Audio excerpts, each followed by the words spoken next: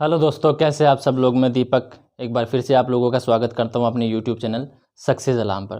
दोस्तों, आज हम जो क्लास करेंगे वो मानव भूगोल से रिलेटेड होगी। ठीक है, मानव भूगोल के मैंने कल लगभग 6 से 7 घंटे वेट करके 9 टॉपिक्स के जो शॉर्ट नोट्स हैं टू द पॉइंट वो बनाए हैं। वो आप लोगों के लिए मैं लेके आया हूँ आज। वो आप लोगों को यहाँ पर देखने को मिलेगा। आज पीछे बोर्ड नहीं है, मेरे पास संसाधन नहीं है आप लोगों के लिए जो डिजिटल स्क्रीन है वो लेके आऊँ वगैरह वगैरह। मेरे पास जितना संसाधन है, जितना मैं एडिटिंग जानता हूँ, उसके हिसाब से आज ये क्लास होगी। इसका मतलब आप लोगों को मैं थोड़ा बहुत दिखाई दूंगा, मतलब मैं धुंधला धुंधला दिखाई दूंगा, ताकि आप लोगों को ऐसा ना लगे कि हाँ हमारी क्लास नहीं हो रही है बिना टीचर के। अब केवल मेरी आवाज़ ही नहीं है कि मैं भी दिखाई दूंगा, लेकिन मैं धुंधला धुंधला दिखाई दूंगा। इसके अलावा आप लोगों की स्क्रीन पर सामने डिस्प्ले पर आप लोगों को पीडीएफ की फाइल फॉर्मेट दिखाई देगी, मतलब पीडीएफ दिखाई देगी, उसका एक पेज दिखाई देगा।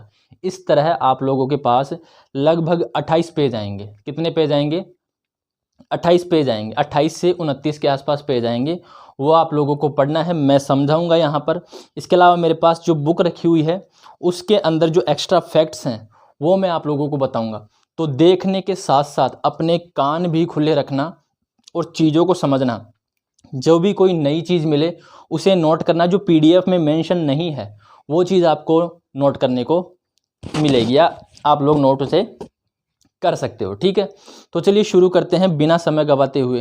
पहले मैं एक चीज़ बता देता हूँ आप लोगों को। इसमें मैंने 9 टॉपिक कवर किए हैं। ठीक है, तो अगर एग्जामिनर हर एक टॉपिक से एक क्वेश्चन भी उठाएगा तो आप लोगों के इन टॉपिक्स में से 9 से 10 क्वेश्चन आएंगे। तो अगर आप लोग सोच रहे हो कि इस वीडियो को मैं स्किप कर दूं या नहीं देखूं, तो आप लोग अपने 9 से 10 क्वेश्चंस का लॉस करोगे। ठीक है, इससे आगे मैं कुछ नहीं कहना चाहता। अगर आप लोगों की ये वीडियो अच्छा ना लगे तो बिल्कुल भी मत देखिएगा, और हाँ, फालतू कमेंट बिल्कुल भी मत करिएगा। क्योंकि अगर आप लोग फालतू कमेंट करते हो और मैं इतनी मेहनत करता हूं तो मैं डीमोटिवेट हो जाता हूं, तो कृपया ऐसा ना करें। ठीक है, तो चलिए शुरू करते हैं। शुरू करने से पहले मैं आप लोगों से कहना चाहूँगा कि अगर आप लोगों ने हमारे चैनल को अभी तक सब्सक्राइब नहीं किया है तो चैनल को सब्सक्राइब कर लीजिए तथा बेल आइकन को प्रेस कर लीजिए। आगे आने वाले 2-3 दिन में मैं आप लोगों के लिए जो इससे रिलेटेड हैं, ये तो शॉर्ट नोट्स हैं, इससे आगे मैं शॉर्ट नोट्स नहीं बनाया है मैंने। इससे आगे मैंने 10 क्वेश्चन बनाए हैं पर टॉपिक से। पर टॉपिक से कितने क्वेश्चन बनाए हैं? लगभग औसतन 10 क्वेश्चन बनाए हैं। इसी तरह मैं आप लोगों को जो 66 टॉपिक है मानव भूगोल के, जो मतलब मानव भूगोल जहाँ से शुरू होती है वहाँ से लेकर के 66 टॉपिकों तक मैं आप लोगों को 1 लाइनर क्वेश्चन दूंगा। ठीक है, मैं क्वेश्चन आप लोगों के सामने लेकर आऊँगा। ये तो मान लो फिर भी बैकग्राउंड अच्छा नहीं है, उसमें मैं बोर्ड में लगाऊंगा, क्वेश्चन इधर लगेंगे। ठीक है, 10 क्वेश्चन होंगे और फिर एक एक करके मैं उसका आंसर आप लोगों को बताऊंगा, और आप लोगों को to the point to the line वो याद रखने हैं। ठीक है, ठीक है, चलिए शुरू करते हैं। तो पहले देखिए, पहली चीज़ है नोट्सों के अंदर पहला पेज आप लोगों के सामने आ रहा है। ठीक है, आ गया होगा उम्मीद करता हूँ। ठीक है, तो पहली लाइन देखिए इसकी, रेटजेल को आधुनिक मानव भूगोल का जनक कहा जाता है। तो याद रखिएगा, आधुनिक मानव भूगोल का जनक किसे कहा जाता है? रेटजेल को। और इनकी पुस्तक कौन सी है? इनकी पुस्तक है एंथ्रोपोजियोग्राफी। पुस्तक कौन सी है इनकी? एंथ्रोपोजियोग्राफी है। नेक्स्ट है, इन्होंने परिभाषा क्या दी थी मानव भूगोल की? वो देखिए नंबर 2 लाइन में, मानव भूगोल मानव समाज और धरातल के बीच संबंधों का संश्लेषित अध्ययन है। यानी कि मानव ने जो समाज क्रिएट किया है और मानव जिस समाज के अंदर जिस धरातल पर रहता है, उन दोनों के बीच अंतर संबंधों का एक क्या है? एक संश्लेषित या छोटा वर्णित रूप है। ठीक है, नंबर 3 लाइन देखिए, Ellen Churchill Semple. Ellen Churchill Semple है जो रेटजेल की शिष्या मानी जाती है। ठीक है, रेटजेल की शिष्या थी। ठीक है, और ये भूगोलवेता कहाँ की थी? अमेरिकन भूगोलवेता थी। ये भी याद रखना है। रेटजेल चर्चिल सैंपल के बारे में पूछा जा सकता है कि कहाँ की भूगोलवेता थी, तो अमेरिकन भूगोलवेता थी। और ये निश्चयवाद की कट्टर समर्थक थी। ये प्रकृति को सर्वोपरि मानती थी। किसको सर्वोपरि मानती थी? प्रकृति को सर्वोपरि मानती थी। ठीक है, मैं बुक खोल लेता हूँ और एक्स्ट्रा फैक्ट आप लोगों को बताते चलूंगा। ठीक है, लाइन 4 देखिए, जो एलन चर्चिल सैंपल थी, उन्होंने मानव भूगोल की जो परिभाषा दी थी वो देखिए। उन्होंने बताया था कि मानव भूगोल स्थिर पृथ्वी एवं क्रियाशील मानव के बीच परिवर्तनशील संबंधों का अध्ययन है। इन्होंने पृथ्वी को स्थिर बताया और मानव को क्रियाशील बताया। ठीक है, उनके बीच जो परिवर्तनशील संबंध है उनका अध्ययन ही मानव भूगोल है। नेक्स्ट 5 नंबर है ब्लास। ब्लास कौन थे? पॉल विडाल डी लाप्लास, एक फ्रांसीसी भूगोलवेत्ता थे। ठीक है, उनकी पुस्तक है प्रिंसिपल दी ह्यूमन ज्योग्राफी या प्रिंसिपल दी ज्योग्राफी ह्यूमन थी। उन्होंने मानव भूगोल की जो परिभाषा दी थी वो 6 नंबर पे देखिए आप लोग, हमारी पृथ्वी को नियंत्रित करने वाले भौतिक नियमों तथा इस पर रहने वाले जीवों के मध्य संबंधों के अधिक संश्लेषित ज्ञान से उत्पन्न संकल्पना मानी जाती है। क्या? मानव भूगोल। ठीक है, आ रही है बात समझ में? उम्मीद करता हूं आप लोगों को समझ में आ रही होगी चीजें। एक मिनट रुकना, ये वायर्स थोड़े से परेशान कर देते हैं। ठीक है, नंबर 7 देखिए आप लोगों के सामने, मानव पारिस्थितिकी दे रखा है। ठीक है, मानव पारिस्थितिकी की जो अवधारणा थी, यानी कि मानव भूगोल को मानव पारिस्थितिकी भी कहा जाता है। ठीक है, और इसकी जो अवधारणा दी थी वो H.H. बैरोज ने दी थी। किसने दी थी? H.H. बैरोज ने दी थी। याद रखिएगा इसे। कब दी थी? 1923 में दी थी। अब नंबर 8 है मानव भूगोल की प्रकृति। अब मानव भूगोल की प्रकृति कैसी है?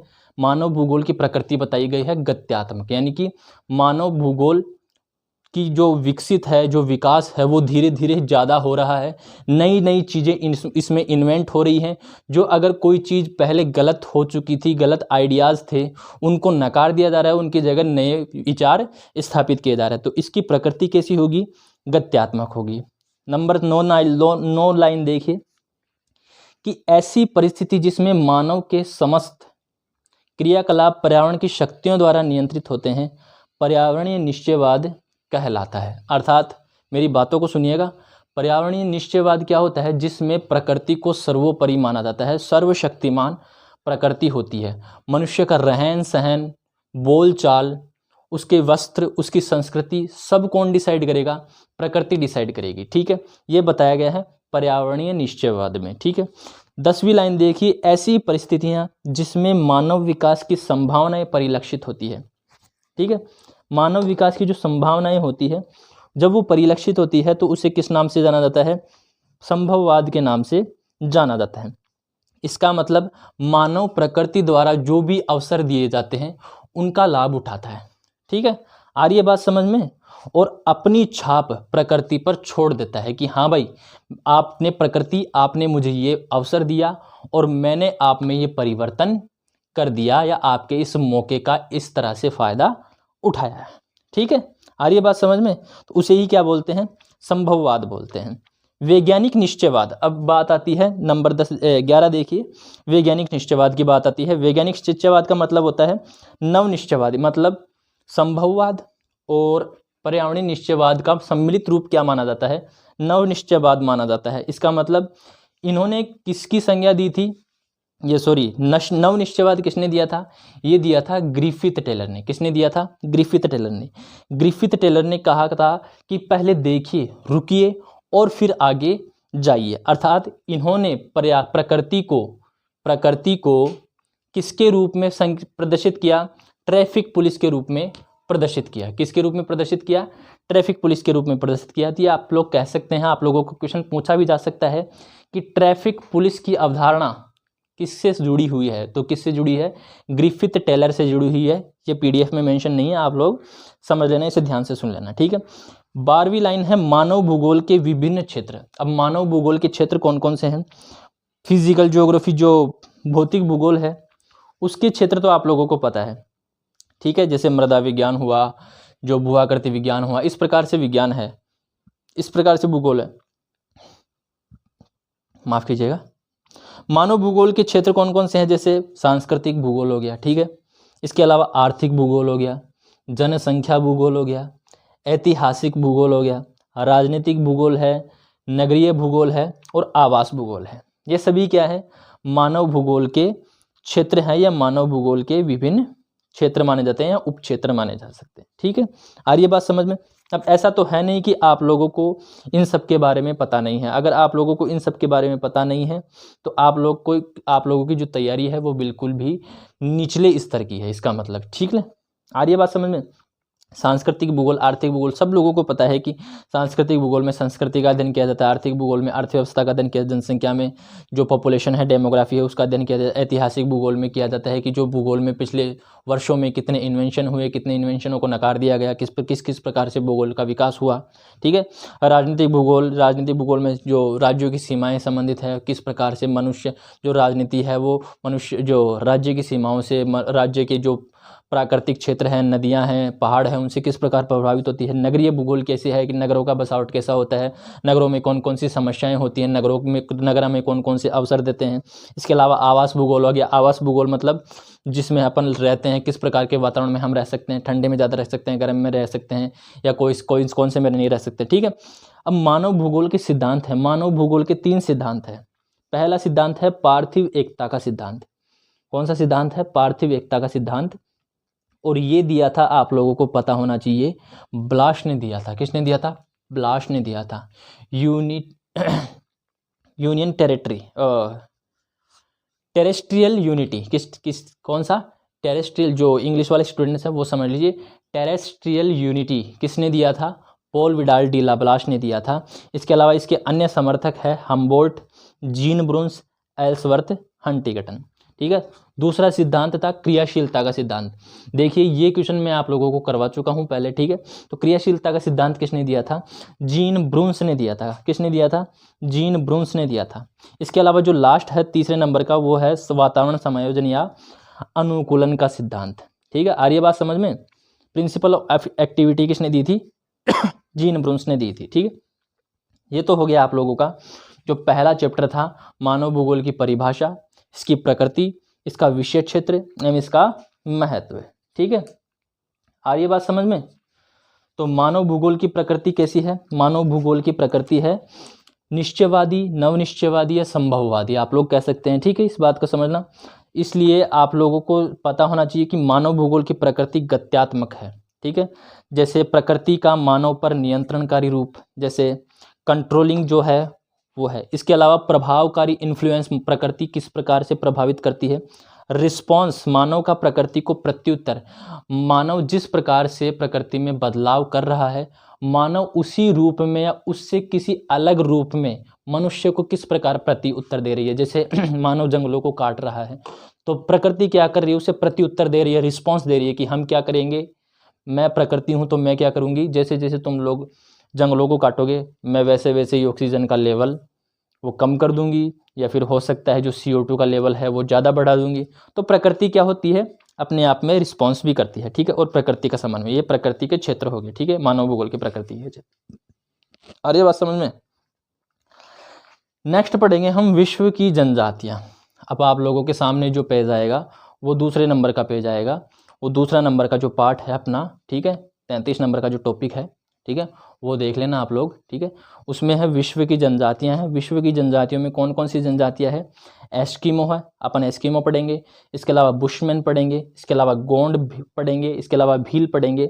और जनजातियों का वितरण पढ़ेंगे कि किस प्रकार से जनजातियां हैं, और उन जनजातियों का आर्थिक और सांस्कृतिक विशेषताएं अपन लोग पढ़ेंगे। आर्थिक और सांस्कृतिक विशेषताएं केवल एस्किमो, बुशमैन और गोंड और भील की पढ़ेंगे। बाकी जो जनजातियां हैं विश्व में उनका केवल वितरण देखेंगे अपन लोग। ठीक है। तो चलिए देखते हैं विश्व की जनजातियां। सबसे पहले विश्व की जनजातियों में देखिए नंबर 2 पर, दूसरी लाइन में देखिए आप लोग, एस्किमो। एस्किमो का मतलब क्या बताया गया है? एस्किमो का मतलब होता है कच्चा मांस खाने वाले लोग। कौन होते हैं एस्किमो? कच्चा मांस खाने वाले लोग होते हैं। किस पर निर्भर होते हैं? आखेट पर निर्भर होते हैं। किस पर निर्भर होते हैं?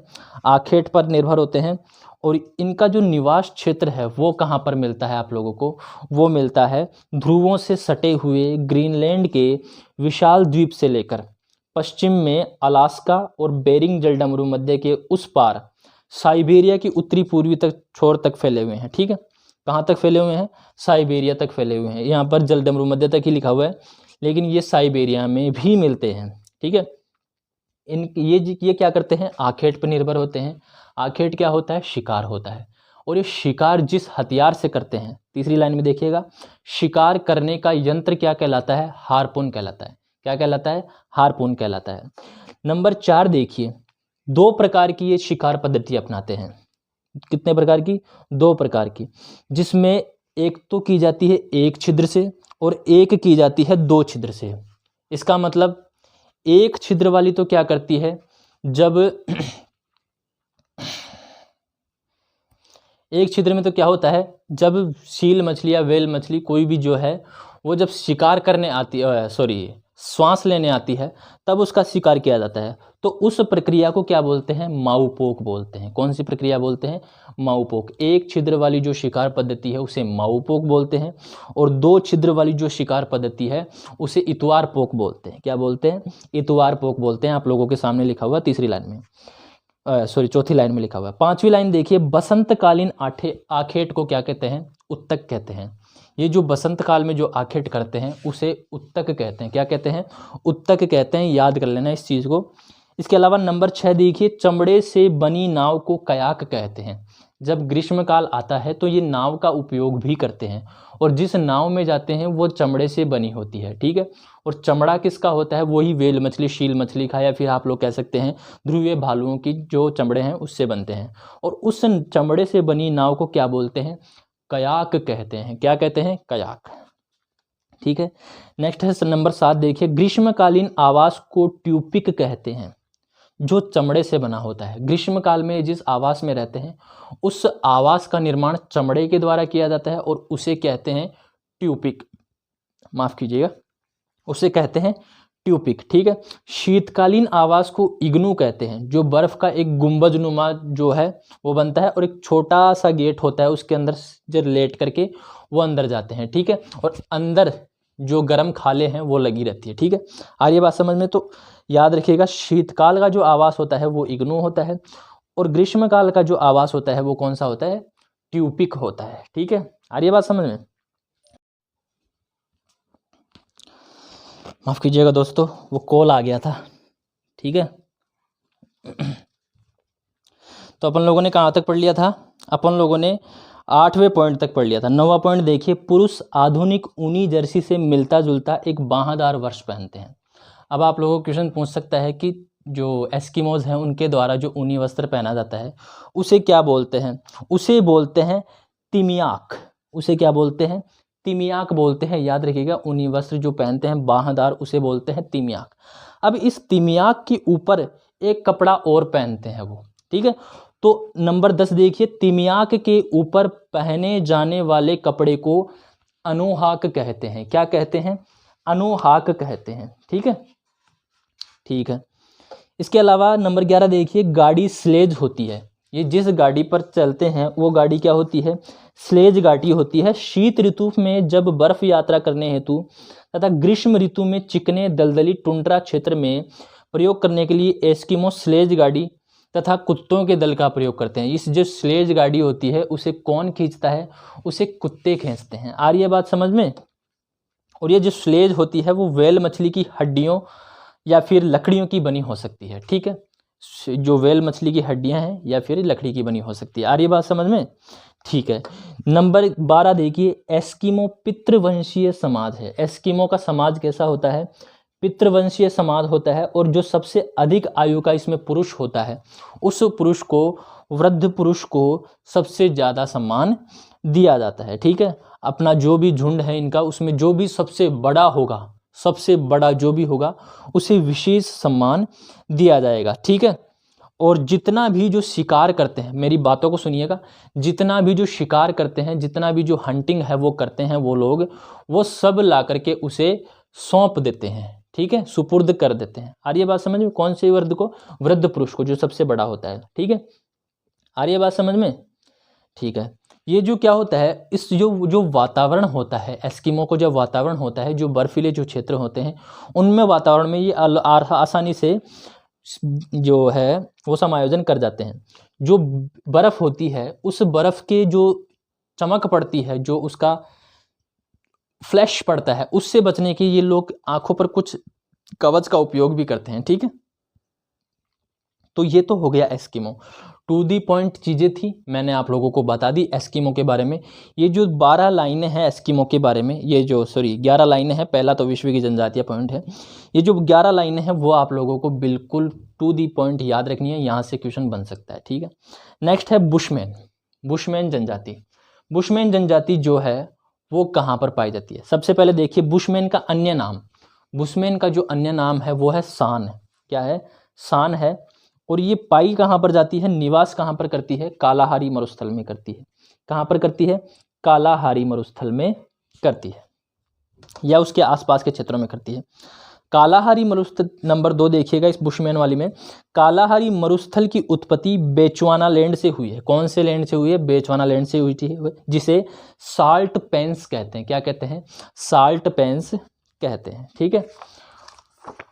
नेक्स्ट है बुशमैन लोगों का प्रदेश लगभग 18 डिग्री दक्षिणी अक्षांश से 27 डिग्री दक्षिणी अक्षांश तक बेचवाना लैंड में स्थित है।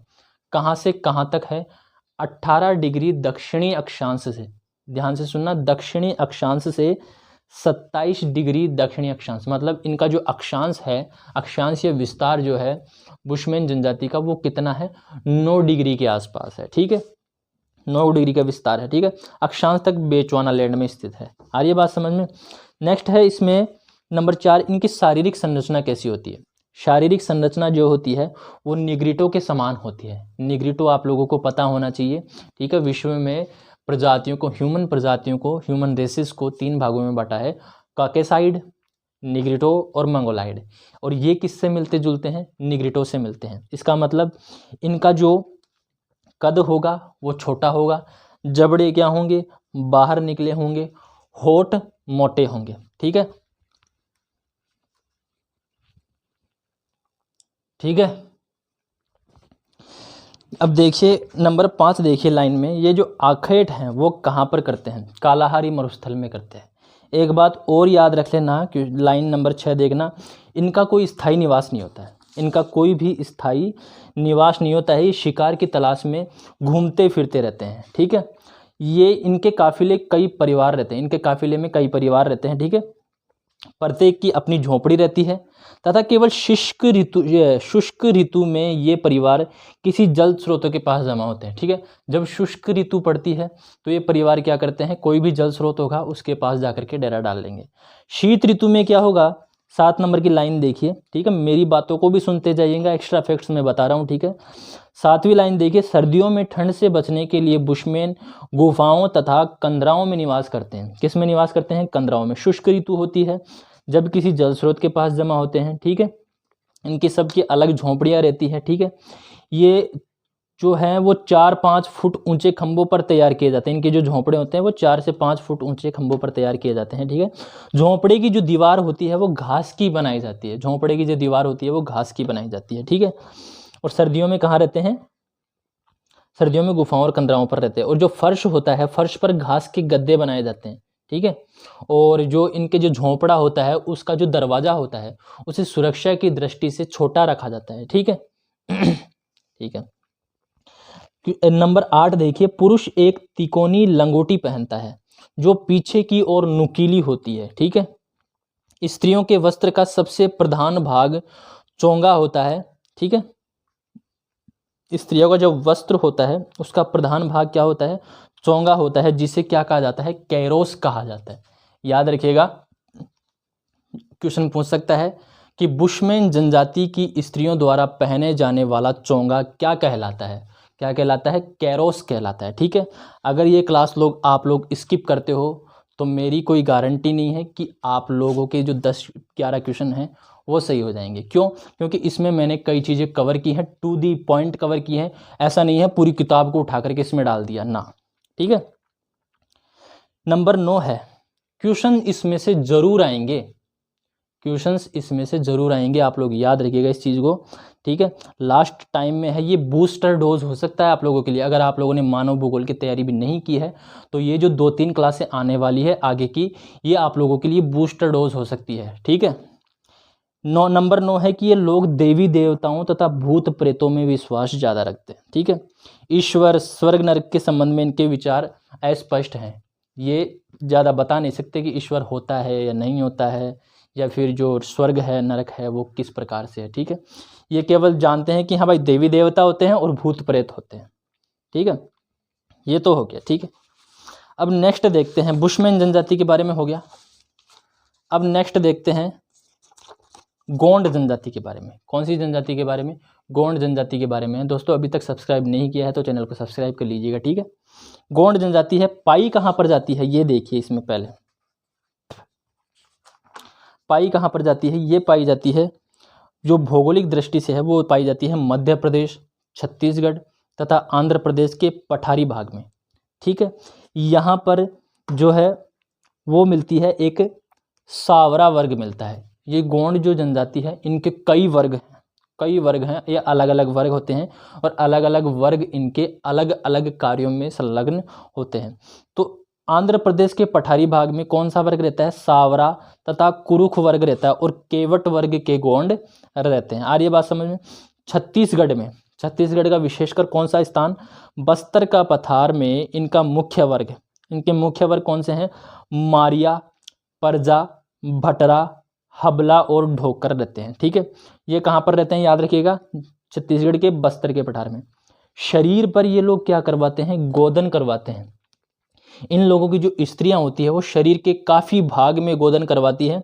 शरीर में तरह तरह की डिज़ाइन बनवाई जाती है इनके द्वारा, ठीक है, जो सुंदरता के प्रतीक के रूप में मानी जाती है। जितनी ज़्यादा डिज़ाइन होंगी, जितनी अच्छी डिज़ाइन होंगी, उसे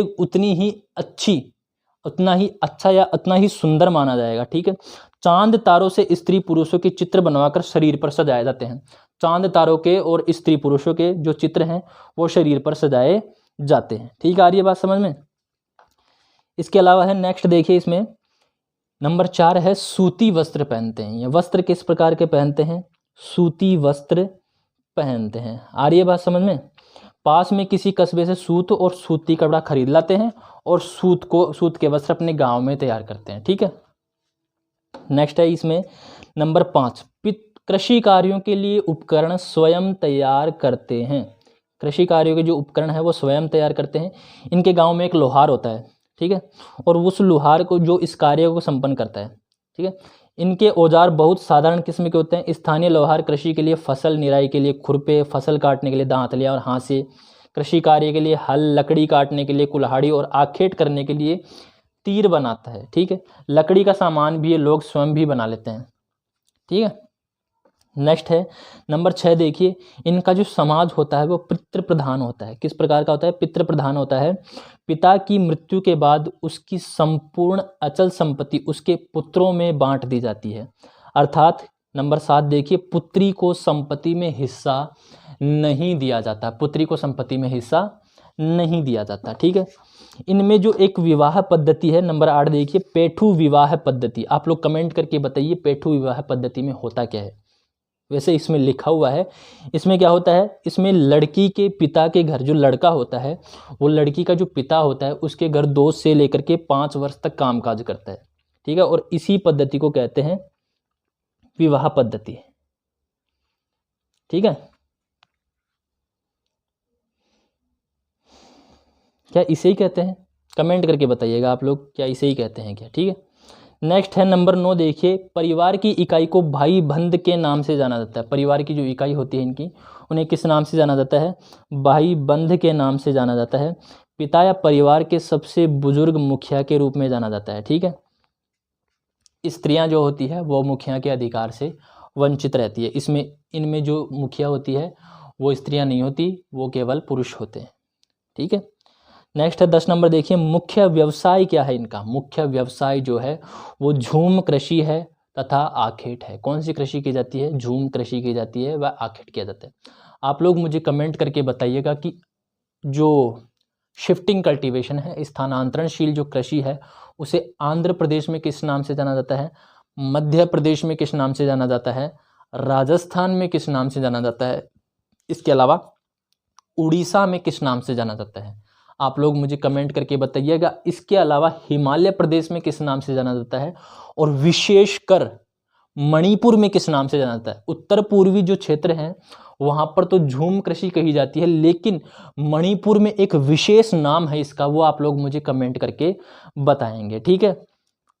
चलिए नंबर 11 देखते हैं, देप्पा कृषि करते हैं। कौन सी कृषि करते हैं? देप्पा कृषि करते हैं, जिसमें एक भूमि पर 2 से 4 वर्ष कृषि करने के बाद उस कृषि भूमि को छोड़ दिया जाता है और दूसरी भूमि पर कृषि करते हैं, तथा दूसरी प्रकार की कृषि पेंडा कृषि करते हैं। दो नाम तो यहीं पर आ गए हैं, दीपा या फिर देपा, और एक है पेंडा। अब आप लोग मुझे ये बताइए, क्या ये मध्य प्रदेश, छत्तीसगढ़ और आंध्र प्रदेश में से कौन से क्षेत्र में इस प्रकार की कृषि की जाती है? नाम कौन से प्रकार के, ठीक है, कहाँ पर है, ठीक है। नंबर 12 है, इनमें रावत वर्ग का पेशा। अब भाई इनमें जो भी वर्ग है, आप लोगों को उनके पेशे हैं, उनका जो रोजगार है, वो आप लोगों को याद रखना है, ये मोस्ट इंपॉर्टेंट है, ठीक है। इनमें जो रावत वर्ग है, उनका जो पेशा होता है वो पशुपालन का होता है। रावत वर्ग का पेशा कौन सा होता है? पशुपालन का होता है।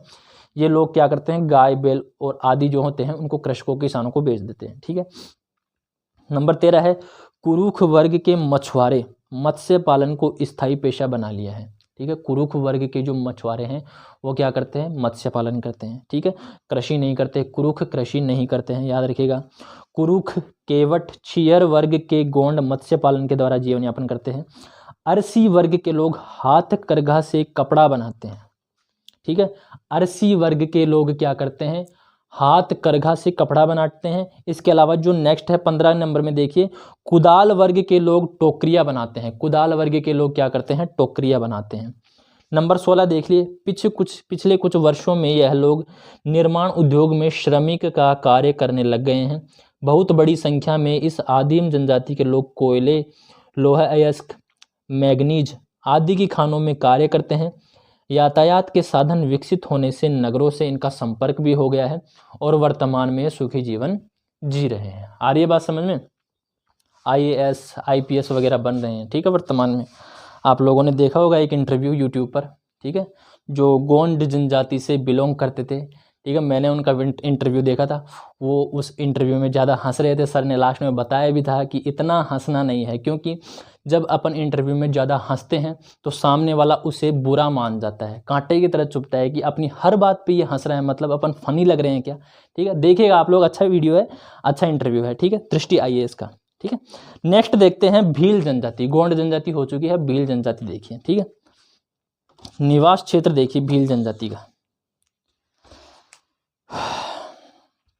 गर्मी बहुत है यार, आज 2-4 दिन पहले बरसात हुई थी, लेकिन अब वर्तमान में बरसात नहीं हो रही है, धूप पड़ रही है खूब, ठीक है। अब देखते हैं भील जनजाति निवास क्षेत्र। देखिए दोस्तों, मैं थोड़ा धीरे बोलता हूँ, क्या है, मेरी थोड़ी तबीयत खराब हो रही है, ठीक है, और आप लोगों की क्लास ज़्यादा देर तक चल सके इसके लिए मुझे थोड़ा धीरे बोलना होगा। आप लोग प्लीज़ समझिएगा इस चीज़ को, ठीक है। हो सके तो मैं इस जो माइक है इसको हाथ में ले लेता हूँ, हाथ में तो कुछ ज़्यादा ही, फिर मेरे हाथ में दर्द होने लग जाएगा। देखिए आप लोग, ठीक है। नेक्स्ट है भील। दोस्तों ये जो है वो टू दी पॉइंट है, पूरी किताब आप लोगों को नहीं पढ़नी, केवल ये जो पॉइंट हैं 15-16 वो आप लोगों को याद करके जाने हैं, ठीक है। अब देखते हैं भील। भील का निवास क्षेत्र कैसा है, कहाँ पर है, ठीक है। तो भीलों का जो निवास क्षेत्र है वो भारत का पश्चिमी या फिर अपन कह सकते हैं उत्तर पश्चिमी प्रदेश है, ठीक है। जैसे राजस्थान हो गया, गुजरात हो गया, मध्य प्रदेश हो गया, ठीक है।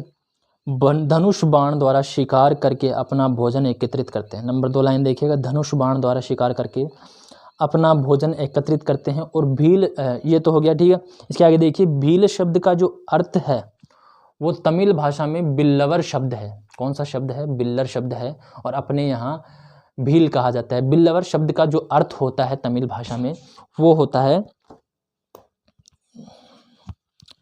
धनुर्धारी। कैसा होता है? धनुर्धारी होता है, ठीक है। आ रही बात समझ में? ठीक है।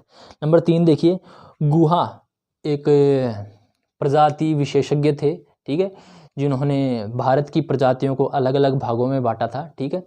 अगर आप लोग चाहो तो आप लोगों के सिलेबस में तो नहीं है, लेकिन जो नेट JRF की तैयारी कर रहे हैं उनके सिलेबस में है, ठीक है। तो जब ये लैब असिस्टेंट की तैयारी पूरी हो जाएगी तब अपन नेट JRF फर्स्ट ग्रेड वगैरह की तैयारी करेंगे तो उसमें पढ़ेंगे, ठीक है।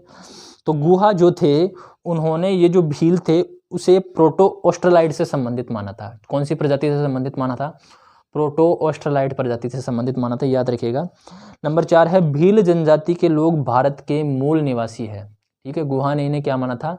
भारत के मूल निवासी माना था। अगर गुहा ने भी नहीं माना था, जो अन्य जो भी प्रजाति विशेषज्ञ थे, ह्यूमन प्रजाति विशेषज्ञ, उन्होंने भील जनजाति को भारत के मूल निवासी माना था। इनका जो शारीरिक लक्षण होता है वो देखिए, छोटा कद होता है, रंग गहरा काला होता है, नाक चौड़ी होती है, बाल रूखे होते हैं, आंखें लाल होती है।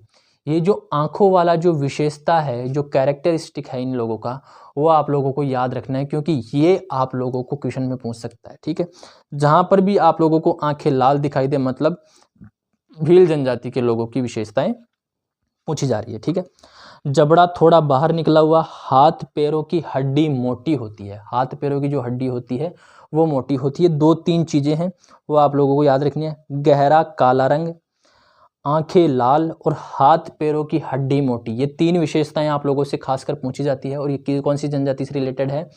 भील जनजाति से रिलेटेड है। ठीक है, नंबर 6 देखिए, बहुत सी झोपड़ियों को मिलाकर, ये अलग अलग झोपड़ियों में रहते हैं। ठीक है, कहाँ पर रहते हैं? अलग अलग झोपड़ियों में रहते हैं, बस्तियां बनाकर रहते हैं। ठीक है, और इन झोपड़ियों का जो सम्मिलित रूप होता है उसे क्या कहते हैं? उसे कहते हैं पाल कहते हैं। बहुत सी झोपड़ियों को मिलाकर क्या बनता है? पाल बनता है। ठीक है, तथा भीलों का जो घर होता है, इनकी जो बस्तियां होती हैं उन्हें पाल कहते हैं, और इनका जो घर होता है उसे कू कहा जाता है। क्या कहा जाता है? कू, KOO, क्या कहा जाता है? कू कहा जाता है। ठीक है, कैसे कबूतर। ठीक है, नंबर 7 है संयुक्त परिवार प्रथा। प्रथा कैसी होती है? संयुक्त परिवार की होती है।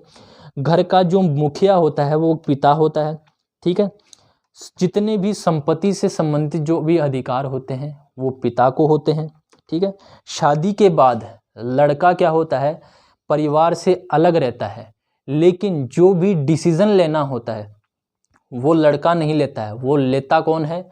उसका जो पिता है। मतलब शादी करने के बाद लड़का अलग तो रहता है, लेकिन किसकी छत्र छाया में? पिता की छत्र छाया में। सारे डिसीजन, सारे निर्णय, सारे जो भी होंगे वो किसके होंगे? पिता के होंगे। ठीक है, नंबर 8 देखिए, सूती वस्त्र पहनते हैं, ऊनी वस्त्र केवल शीतकाल में पहनते हैं। पुरुष लोग ऊंचा कुर्ता और धोती पहनते हैं। ऊंचा कुर्ता और धोती पहनते हैं, सिर पर पगड़ी बांधते हैं या फिर सांपा बांधते हैं। आप लोग मुझे कमेंट करके बताइएगा उस पगड़ी या सांफे को क्या कहते हैं। ठीक है, स्त्रियां सूत का लहंगा और कुर्ता अथवा आंगी पहनती है। क्या पहनती है?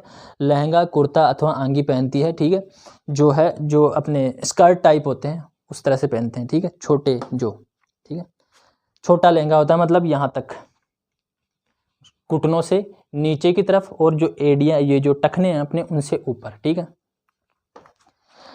नंबर 9 देखिए, इनके मुखिया को तदवी और वंशाओं कहा जाता है।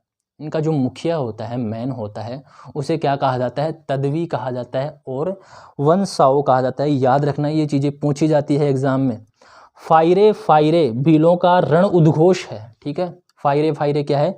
रण उद्घोष है। नंबर 11 देखिए, छोटे गांव को पाल कहते हैं तथा बड़े गांव को फला कहते हैं।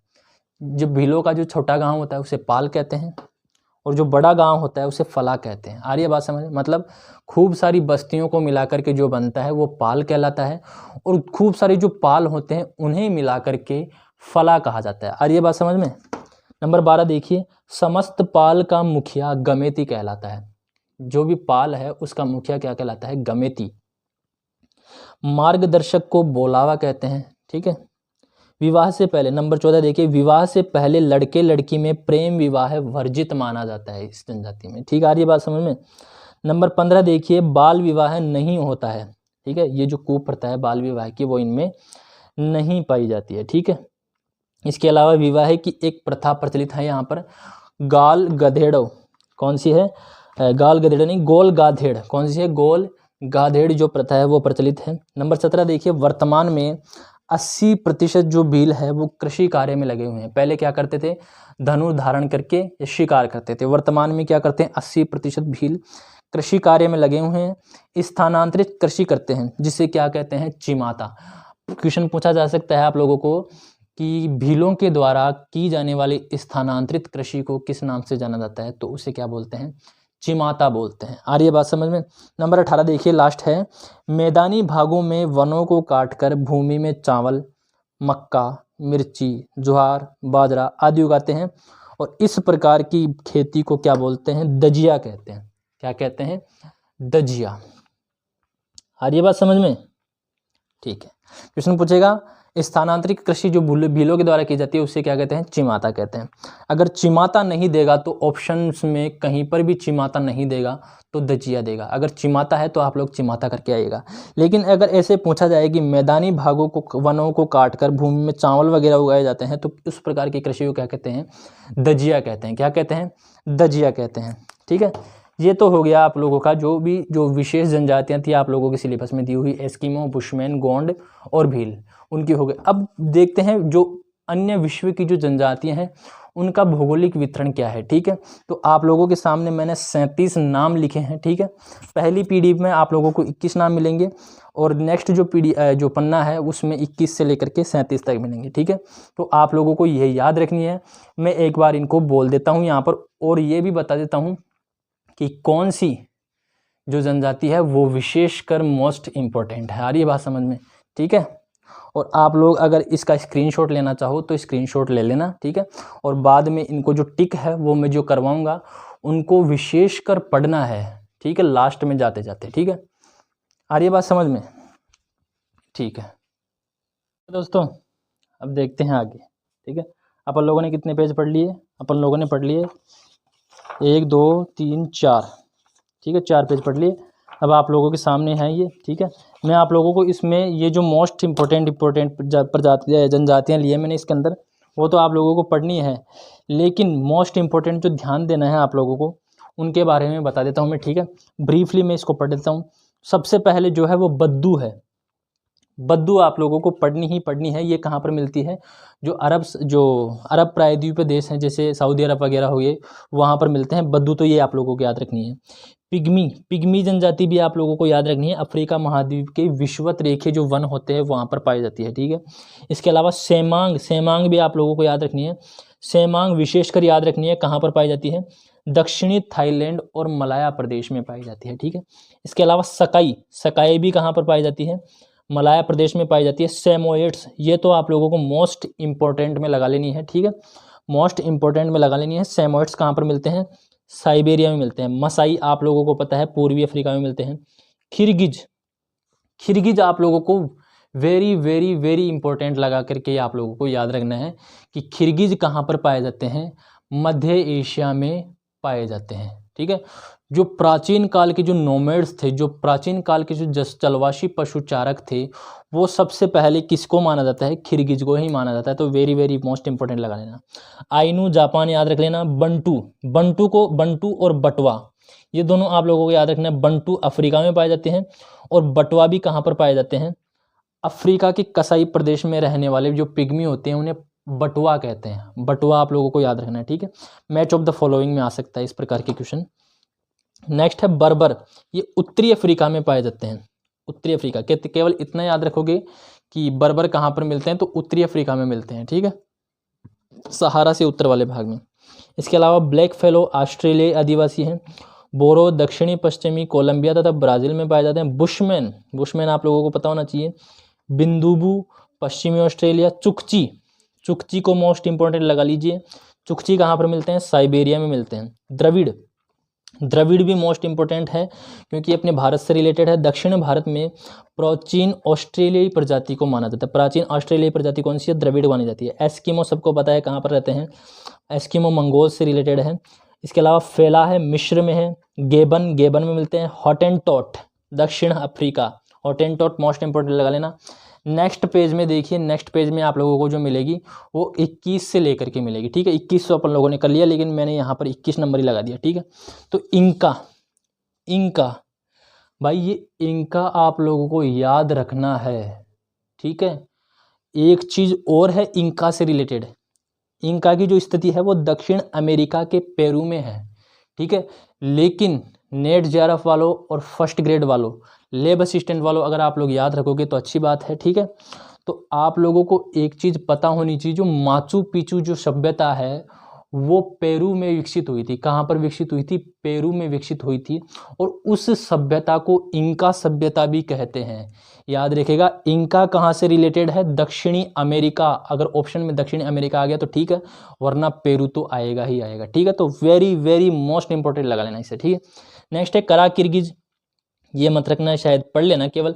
खिरगिज आप लोगों को पता होनी चाहिए। खिरगिज मध्य एशिया है और मध्य एशिया के कौन से प्रदेश स्टेपीज क्षेत्र मिलते हैं, ठीक है। खिरगिज के लिए स्टेपीज क्षेत्र भी यूज कर सकता है, ठीक है। Kurd Iran, Iraq, Armenia, Azerbaijan. लाई मिलते हैं म्यांमार, क्योंकि म्यांमार अपना है पड़ोसी देश, इसलिए आप लोगों को याद रखना है म्यांमार में जो कौन सी जनजाति मिलती है, लाई। लैप्स मिलती है दक्षिण स्कैंडिनेविया की उत्तरी रूस की कोयला प्रायद्वीप में, ठीक है। नेक्स्ट है माओरी मोस्ट इंपोर्टेंट है, याद रखना, न्यूजीलैंड में मिलती है, ठीक है। मंगोलिया में मिलते हैं। निग्रिटो एशिया के पूर्वी जो द्वीप हैं वहां पर मिलते हैं निग्रिटो, ठीक है।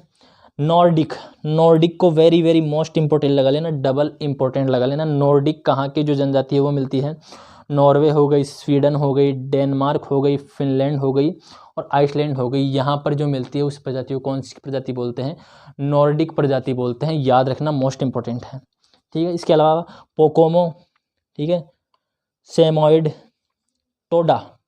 टोडा को मोस्ट इंपोर्टेंट लगा लेना, भारत की नीलगिरी पहाड़ियों में। ये तो ऐसे समझ लेना, टोडा वाला जो क्वेश्चन है वो इतना इंपॉर्टेंट है, आप लोगों को पता होना चाहिए कि भारत में जो नीलगिरी पहाड़ियाँ हैं वहाँ पर कौन सी जनजाति पाई जाती है, टोडा जनजाति पाई जाती है। अगर नीलगिरी की पहाड़ियाँ नहीं देगा तो आप लोगों को स्टेट का नाम देगा तमिलनाडु, ठीक है। याकूत्स भी आपको याद रखना है, उत्तरी पूर्वी साइबेरिया। यूमा, जूलू याद रखना है, जूलू कहाँ पर मिलते हैं, दक्षिणी अमेरिका के नटाल प्रांत में। ये दक्षिणी अमेरिका नहीं, शायद अफ्रीका है, ठीक है। मैं एक बार देख लूँगा, सही कर लूँगा, एक बार देखता हूँ मैं इसमें।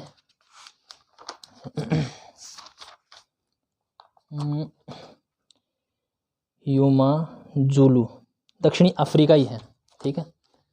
अमेरिका लिखा गया है यहाँ पर, ठीक है, दक्षिणी अफ्रीका है। नेक्स्ट है जैमी, असम म्यांमार के सीमांत क्षेत्र में रहने वाले लोगों को क्या कहते हैं, जैमी कहते हैं, ठीक है। तो 5 और 6 पन्ने भी हो गए, अब 7वां पन्ना देखते हैं, ठीक है। टोटल आप लोगों को 9 टॉपिक देखने को मिलेंगे इसमें, ठीक है। नेक्स्ट जो टॉपिक है वो आप लोगों का है जनसंख्या वितरण, घनत्व, वृद्धि तथा जनांकीय संक्रमण सिद्धांत, ठीक है। तो देखते हैं, पहला नंबर देखिए, पहली लाइन, विश्व की वर्तमान जनसंख्या कितनी है। विश्व की वर्तमान जो जनसंख्या है वो 7.7 अरब है। नंबर 2 है विश्व की जनसंख्या का औसत घनत्व, वेरी वेरी मोस्ट इम्पोर्टेंट। विश्व की जनसंख्या का औसत घनत्व कितना है, 59% पर वर्ग किलोमीटर, ठीक है, पर किलोमीटर स्क्वायर। कितने व्यक्ति, 59 व्यक्ति विश्व का जनघनत्व, ठीक है। जनसंख्या वितरण से आशय क्या है आप लोगों का, ठीक है। तो तीसरी लाइन में देखिए, जन समूह के स्थानिक वितरण से संबंध क्या रखता है, जनसंख्या वितरण। जनसंख्या घनत्व क्या होता है, चौथी लाइन में देखिए, जनसंख्या एवं धरातल का अनुपात, ठीक है। कितने धरातल पर कितनी जनसंख्या रहती है और उसका अनुपात ही क्या कहलाता है, जनसंख्या घनत्व कहलाता है, जिसे प्रति इकाई में व्यक्तियों की संख्या के रूप में प्रदर्शित किया जाता है, ठीक है। जैसे 300 व्यक्ति प्रति वर्ग किलोमीटर हो गया, जैसे 600 व्यक्ति प्रति वर्ग मील हो गया, ठीक है, ऐसे इकाई में प्रयुक्त किया जाता है। नंबर 5 देखिए, विश्व की 80% जनसंख्या केवल 20% भूभाग पर केंद्रित है। एक मिनट रुकिएगा, माफ कीजिएगा, ठीक है। वो थोड़ी सी तबीयत खराब है, ठीक है, आप लोग समझते हो इस चीज़ को। शेष 20% जनसंख्या विषम परिस्थितियों वाले 80% धरातल पर रहते हैं। मतलब जो पृथ्वी का 80% धरातल है, 20% धरातल है वो ही रहने लायक है, बाकी जो भी 80% विषम परिस्थितियों वाला धरातल है वो न रहने लायक है। लेकिन फिर भी वहाँ पर 80% धरातल पर 20% लोग रहते हैं और 20% लोग 80% धरातल पर रहते हैं, ठीक है। नंबर 6 देखिए, 2020 में विश्व की सर्वाधिक जनसंख्या वाले देश, 2020 के जो है आंकड़े हैं उनमें सर्वाधिक जनसंख्या कौन से देशों में मिलेगी। तो सबसे पहले नंबर पे आएगा चीन, कितनी करोड़ जनसंख्या है, 141.1 करोड़। भारत 138 करोड़। अमेरिका तीसरे नंबर पर है, ठीक है। इनका क्रम याद रखना है, क्रम आप लोगों से पूछा जा सकता है, ठीक है। अमेरिका है 32.9 करोड़, इंडोनेशिया है 27.4 करोड़ और पाकिस्तान है 22.1 करोड़ और ब्राज़ील है 21.3 करोड़। इतना तो आप लोगों को याद रखना ही है, ठीक है। अगर चीन, भारत और अमेरिका भी नहीं देगा तो इंडोनेशिया, पाकिस्तान और ब्राज़ील दे देगा आप लोगों को, ठीक है। नंबर 8 देखिए, जनसंख्या वितरण को प्रभावित करने वाले कारक। अब जनसंख्या वितरण है, किस किस प्रकार से जनसंख्या वितरण प्रभावित होता है, कौन कौन से कारक हैं जिससे जनसंख्या वितरण प्रभावित होता है, वो आप लोगों को देखना है, ठीक है। थोड़ी सी चीज़ें हैं तो आप लोगों से पूछी जा सकती हैं चीज़ें। भौगोलिक कारक में है लोकेशन, ठीक है, किस प्रकार की स्थिति है, पर्वत है, पठार है, किस प्रकार की है, ठीक है, किस प्रकार की स्थिति है। जलवायु, ठीक है, भूमि की बनावट, जलापूर्ति, मिट्टियाँ, खनिज पदार्थ, ये क्या हो गए, भौगोलिक कारक है गए। इसके अलावा सांस्कृतिक कारक भी जनसंख्या वितरण को प्रभावित करते हैं, जैसे आर्थिक अवस्था किस प्रकार की है उस क्षेत्र की, ठीक है। जैसे कोई सहारा मरुस्थल है तो वहाँ पर कोई अर्थव्यवस्था अच्छी तरह से कर नहीं सकता, तो आर्थिक अवस्था देखी जाती है। उन्नति का स्तर है, पिछले वर्षों में किस प्रकार से, किस तरह से, कौन सी गति से इस क्षेत्र में या जिस क्षेत्र में हम बसने जा रहे हैं उस क्षेत्र की प्रगति हुई है, ठीक है। राजनीतिक स्थिति, ठीक है, सरकारें स्थिर है या अस्थिर है, हर 6 महीने में कोई सरकार बदल रही है, या फिर जैसे कई देशों में होता है ना, मिलिट्री अपने पावर, सारे पावर जो है मिलिट्री अपने हाथ में ले लेती है, उस प्रकार की स्थिति तो नहीं है, ठीक है। तो ये सारी चीज़ें देखी जाती है, मनोवैज्ञानिक स्थिति देखी जाती है, परिवहन देखा जाता है, वहाँ का व्यापार देखा जाता है, ठीक है। ये क्या है, सांस्कृतिक कारक है। सामयिक कारक क्या है, इसमें है वातावरण के अनुकूलन होता है, पारस्परिक निर्भरता किस प्रकार की है, धर्म के आधार पर भी लोग बसावट करते हैं, सामाजिक मान्यताएं अपन से रिलेटेड है या नहीं, अगर अपने से विपरीत सामाजिक मान्यताएं होगी तो वहाँ पर थोड़ा सा गड़बड़ हो जाती है लोगों को रहने में, ठीक है। तो सामाजिक समानताएं जो होती है अपनी, अगर अपन जिस प्रकार के कल्चर में जी रहे हैं, अपन की जो समाज की स्थिति जो है वो उस प्रकार की अगर दूसरी जगह पर मिलती है तो अपन आसानी से उनमें एडजस्ट हो जाते हैं, लेकिन अपने से जस्ट विपरीत होती है तो अपन एडजस्ट नहीं हो पाते हैं, ठीक है। सामाजिक संरचना भी देखी जाती है, ठीक है। ये हो गया आप लोगों का 7वां पेज। नेक्स्ट देखते हैं विश्व की जनसंख्या। नंबर पहले देखिए, विश्व की 50% जनसंख्या उत्तरी गोलार्ध में तथा 15% जनसंख्या दक्षिणी गोलार्ध में मिलती है। 50% जनसंख्या,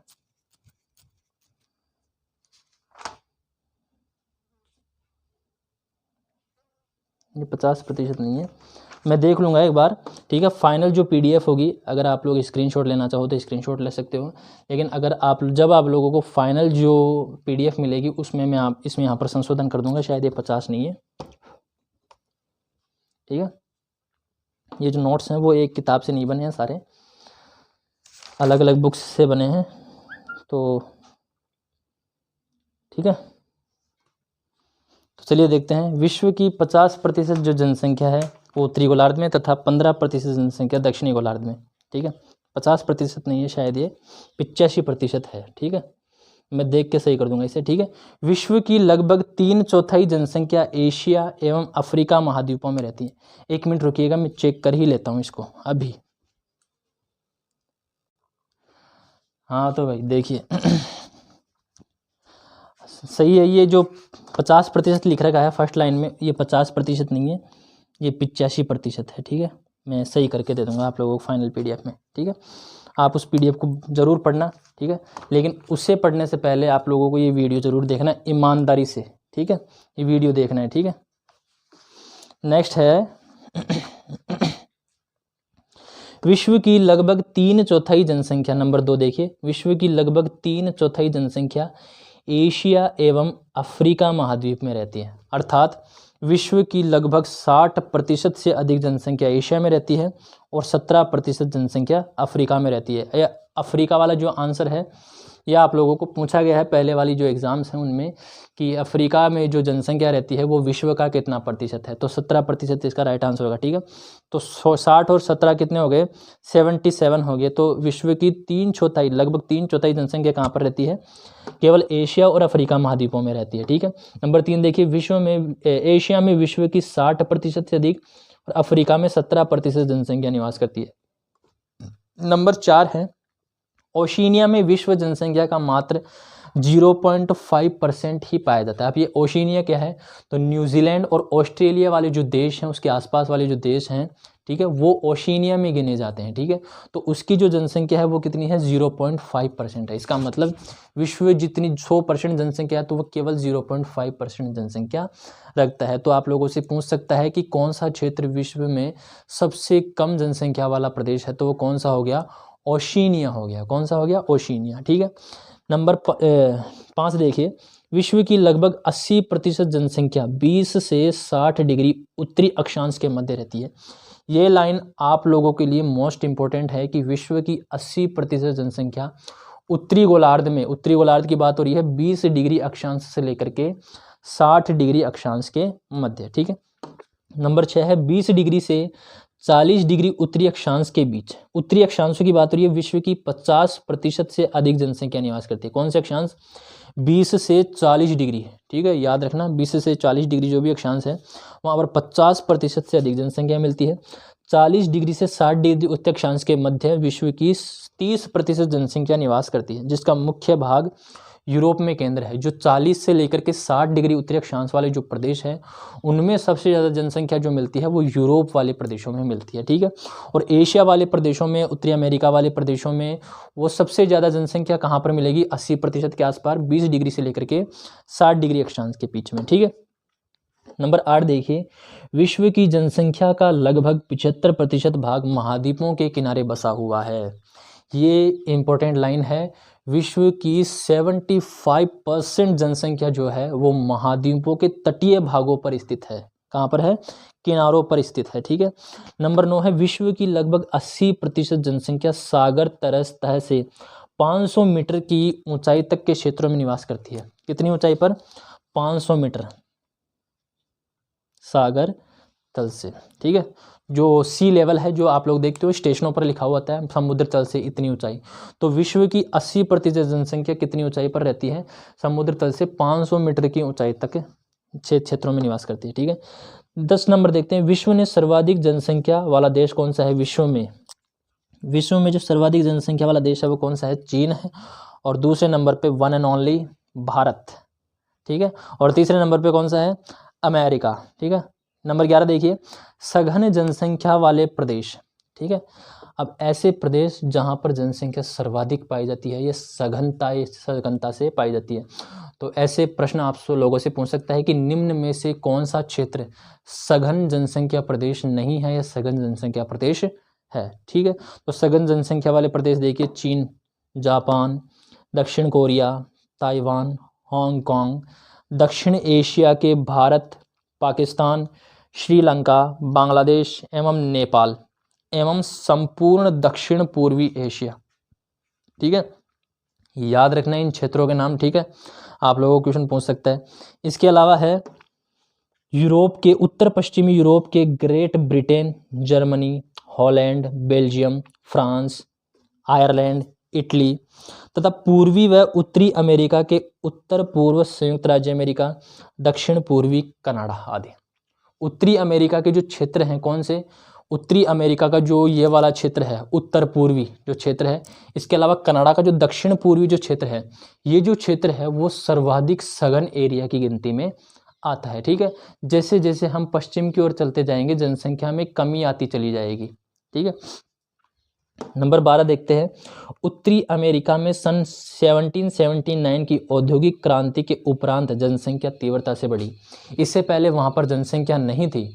जब से औद्योगिक क्रांति हुई 1779 में, उसके बाद में जो जनसंख्या है उत्तरी अमेरिका की वो तीव्र गति से बढ़ी है। ठीक है, तो ये पेज हो गया। नेक्स्ट पेज देखते हैं अपन लोग। ठीक है, सर्वाधिक जनसंख्या वाला हो गया। अब देखते हैं सामान्य जनसंख्या वाले प्रदेश कौन से हैं। ठीक है, तो सामान्य जनसंख्या वाले भी आप लोगों को याद रखना है। एंडीज जो पर्वत है, एंडीज पर्वत आप लोगों को पता होना चाहिए दक्षिण अमेरिका में है। कहाँ पर है, दक्षिण अमेरिका में। तो एंडीज में तांबे की उपलब्धता के कारण चिली की एक जगह है चुक्की कमाटा। ठीक है, वहाँ पर कनाडा के यूरेनियम के कारण चुक्की कमाटा के कारण चिली में सामान्य जनसंख्या मिलती है। इसके अलावा कनाडा की जो यूरेनियम शहर है वो यूरेनियम के कारण बसा हुआ है। ऑस्ट्रेलिया में स्वर्ण खनन के कारण वहाँ पर सामान्य जनसंख्या देखने को मिलती है। ऑस्ट्रेलिया की जो स्वर्ण के लिए जो विश्व प्रसिद्ध खान है वो है कालगुरली या कुलगाड़ी, कालगुरली व कुलगाड़ी जो सोने की खदान है वहाँ पर, सोने की, ऑस्ट्रेलिया में, वो विश्व प्रसिद्ध है। तो आप लोगों को क्वेश्चन पूछ सकता है, तो कालगुरली व कुलगाड़ी कौन से क्षेत्र में है या किससे संबंधित है? वो किससे संबंधित है? सोने से। नंबर 2 देखिए इसमें, विरल जनसंख्या के प्रदेश, जलवायु और धरातल की कठोरता के कारण क्षेत्रों में अति शीतल, उष्ण मरुस्थल, उच्च धरातलीय, विषुवत रेखा के आर्द्र तथा मध्य अक्षांशीय मरुस्थलीय प्रदेश आते हैं, जहां अल्प संख्या में जनजातियां निवास करती हैं। भाई जलवायु कठोर होगी, विपरीत दशाएं होंगी, वहां पर कौन रहना पसंद करेगा? इसीलिए वहां पर जो जनसंख्या मिलती है वो विरल मिलती है। तो आप लोगों से पूछ सकता है कि न्यूनतम जनसंख्या कौन से क्षेत्रों में मिल सकती है? तो 3 तो आप लोगों को दे देगा सघन जनसंख्या वाले, और चौथा दे देगा आप लोगों को विरल जनसंख्या वाले। विरल जनसंख्या वाले जो ऑप्शंस होंगे उनमें ज़्यादातर जो ऑप्शन दिए जाएंगे वो आप लोगों को दिए जाएंगे विषुवत रेखीय प्रदेश, सहारा मरुस्थलीय प्रदेश, या शीत जो साइबेरिया वाले प्रदेश हैं वो दिए जाएंगे आप लोगों को ऑप्शन में। ठीक है, कोई सा भी दे सकते हैं इन तीनों में से। नंबर 3 देखिए इसमें, विश्व की जनसंख्या घनत्व। अब विश्व की जनसंख्या घनत्व पढ़ेंगे अपन लोग। ठीक है, तो चौथी लाइन से स्टार्ट करते हैं। किसी प्रदेश में निवास करने वाले मनुष्यों की संख्या तथा प्रदेश के क्षेत्र के पारस्परिक अनुपात को जनघनत्व कहा जाता है। ठीक है, कोई भी क्षेत्र है, उसका एरिया कितना है और उस एरिया में कितने लोग निवास करते हैं, इन दोनों का जो अनुपात होता है वही जनघनत्व कहलाता है। ठीक है, अब देखते हैं नंबर 5 के अनुसार कि जनसंख्या घनत्व के प्रकार कितने हैं। तो जनसंख्या घनत्व के प्रकार देखिए आप लोग। ठीक है,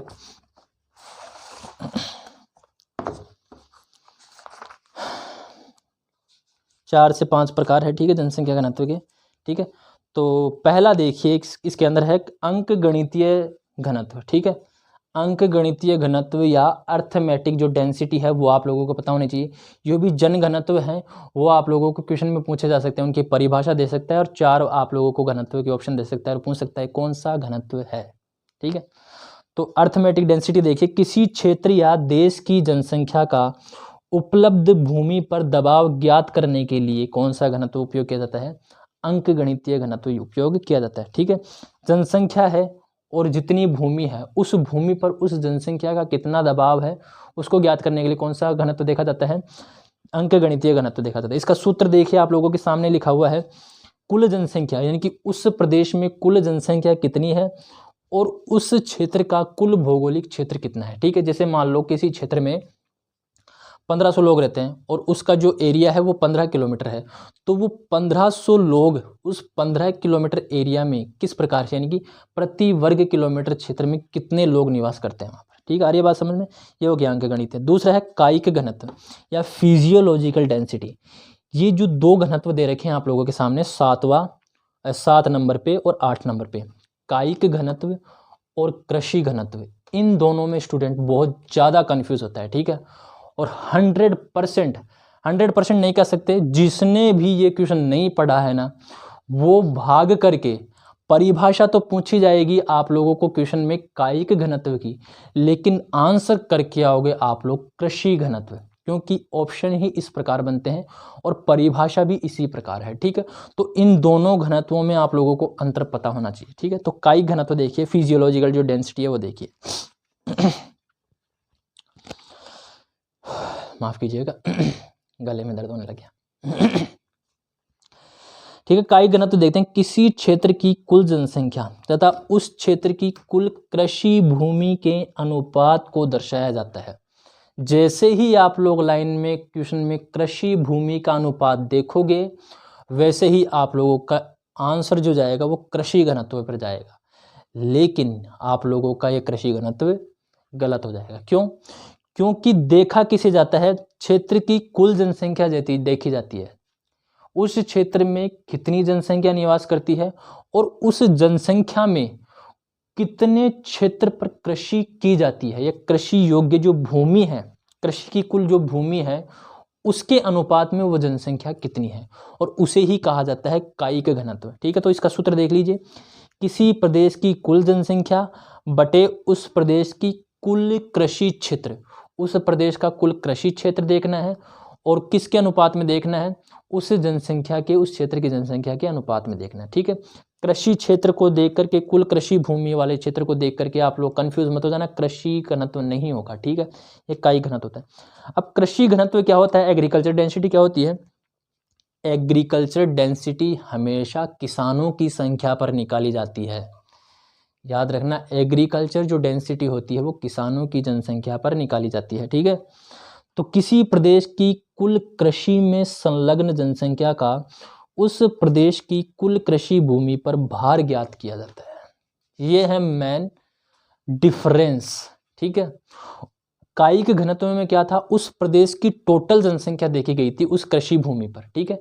लेकिन कृषि घनत्व में क्या देखा जाता है, केवल वो लोग देखे जाते हैं जो कृषि कार्य में संलग्न होते हैं, मतलब किसानों को देखा जाता है और वहां पर कुल कृषि भूमि को देखा जाता है। ठीक आ रही बात समझ में। कायिक घनत्व में पूरी जनसंख्या देखी जाती है उस प्रदेश की, और कृषि घनत्व में केवल किसानों को देखा जाता है, कृषकों को देखा जाता है, ठीक है। तो इसमें जो सूत्र है वो देख लीजिए, कृषकों की संख्या बटे कुल कृषि क्षेत्र, यानी कि जो भी कृषि क्षेत्र है वहां पर, उस कृषि क्षेत्र पर कितने कृषक काम करते हैं, कितने कृषक निर्भर है, वो होता है कृषि घनत्व, ठीक है। नेक्स्ट है पोषण घनत्व या न्यूट्रिशन डेंसिटी। पोषण घनत्व क्या होता है, तो कुल जनसंख्या देखी जाती है और खाद्यान्न के अंतर्गत कृषि क्षेत्र देखा जाता है, ठीक है। कितना कृषि क्षेत्र है जो खाद्यान्न उत्पादित करता है और उस क्षेत्र की जनसंख्या कितनी है, ठीक है। और इन दोनों का अनुपात ही क्या कहलाता है, न्यूट्रिशन जनसंख्या कहलाता है। खाद्यान्न जहाँ पर वर्ड आ जाए आप लोगों को पता लग जाना चाहिए कि पोषण घनत्व के बारे में पूछ रहा है, ठीक है। नेक्स्ट जो है आर्थिक घनत्व पूछा है, प्रदेश के संसाधनों की उत्पादन क्षमता और उस प्रदेश में निवास करने वाले मनुष्यों की संख्या। एक मिनट रुकना, आर्थिक घनत्व, हाँ ये है आप लोगों के सामने आर्थिक घनत्व, ठीक है। आर्थिक घनत्व का मतलब प्रदेश के संसाधनों की उत्पादन क्षमता, ठीक है। प्रदेश में जितने भी संसाधन हैं उनकी उत्पादन क्षमता कितनी है, और इसके अलावा उस प्रदेश में निवास करने वाले मनुष्यों की संख्या, जनसंख्या कितनी है उस प्रदेश में, और उस प्रदेश में जो भी संसाधन है उनकी उत्पादन क्षमता कितनी है। इन दोनों का अनुपात क्या कहलाता है, आर्थिक घनत्व कहलाता है। सूत्र क्या है, जनसंख्या बटे संसाधन, ठीक है। यानी कि संसाधनों पर मान लो 10 रुपए हैं, उन पर 15 लोग डिपेंड है, तो वो क्या हो गई, आर्थिक घनत्व हो गई, क्योंकि संसाधन तो 10 ही है, डिपेंड कितने हैं, 15 है, ठीक है। तो ये बात है, 15 और 10 का अनुपात हो गया आर्थिक घनत्व, ठीक है। आ रही बात समझ। नेक्स्ट देखते हैं, ठीक है। नेक्स्ट देखिए इसमें,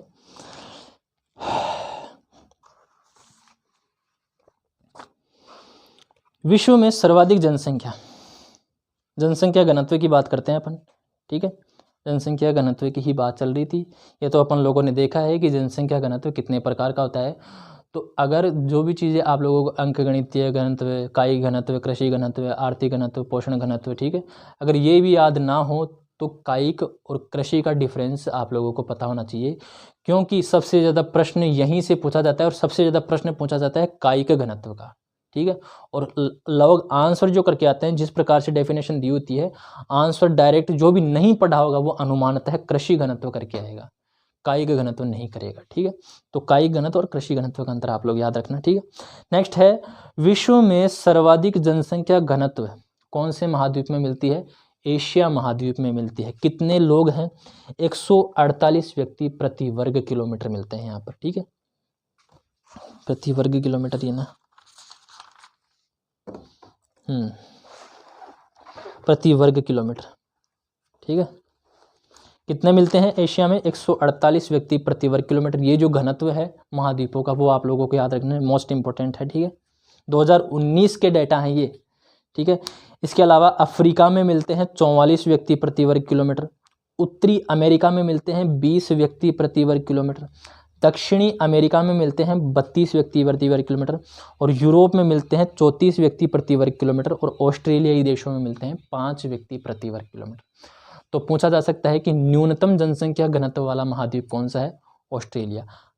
अधिकतम, माफ कीजिएगा, अधिकतम जनसंख्या घनत्व वाला महाद्वीप कौन सा है, एशिया, ठीक है। इसके अलावा आप लोगों को अफ्रीका वगैरह भी पूछ सकता है कि अफ्रीका का जो जनघनत्व वो कितना है, क्योंकि ज़्यादातर अफ्रीका का ही पूछा जाता है, ठीक है। नेक्स्ट है 2011 में भारत का जनसंख्या घनत्व कितना था, ठीक है। 2011 में जो भारत का जनसंख्या घनत्व था वो 382 है, ठीक है। नेक्स्ट है नंबर 3, भारत के पड़ोसी देशों में सर्वाधिक जनसंख्या घनत्व वाला कौन सा देश है? वो है बांग्लादेश। ठीक है। संयुक्त राज्य अमेरिका में सर्वाधिक घनत्व उत्तर पूर्वी भाग में है। मैंने बताया था ना कौन से भाग में मिला था? संयुक्त राज्य अमेरिका में उत्तर पूर्वी भाग में, और कनाडा में दक्षिण पूर्वी भाग में सबसे ज़्यादा जन घनत्व मिला है, क्योंकि वहाँ पर औद्योगिक क्रियाकलाप ज़्यादा होते हैं। ठीक है। सबसे ज़्यादा बसावट वाला क्षेत्र ही उत्तरी अमेरिका में उत्तर पूर्वी क्षेत्र है। ठीक है। इसके अलावा है, नेक्स्ट है 5वें नंबर पे, यूरोप का उत्तर पश्चिमी भाग तथा दक्षिण पूर्वी और पूर्वी एशिया के भाग विश्व के सघन आबादी क्षेत्र हैं। यहाँ 200 से अधिक व्यक्ति प्रति वर्ग किलोमीटर में निवास करते हैं। ये जो भी क्षेत्र हैं संयुक्त राज्य अमेरिका वाला, ठीक है, बांग्लादेश हो गया, यूरोप का उत्तर पश्चिमी भाग हो गया, पूर्वी और दक्षिण पूर्वी एशिया हो गया। ठीक है। इसके अलावा यूरोप हो गया। ठीक है। तो आप लोगों को क्वेश्चन पूछ सकता है कि निम्न में से कौन सा प्रदेश 200 व्यक्ति प्रति वर्ग किलोमीटर से कम का है? ठीक है। तो कोई सा भी आप लोगों को आंसर देना है, समझ के आप लोगों को आंसर करना है। ठीक है। नेक्स्ट है नंबर 6, विश्व के आवास योग्य प्रदेशों हेतु सर्वप्रथम इरेटोस्थनीज ने ऑक्यूमेन शब्दावली का प्रयोग किया। कौन सी शब्दावली का प्रयोग किया?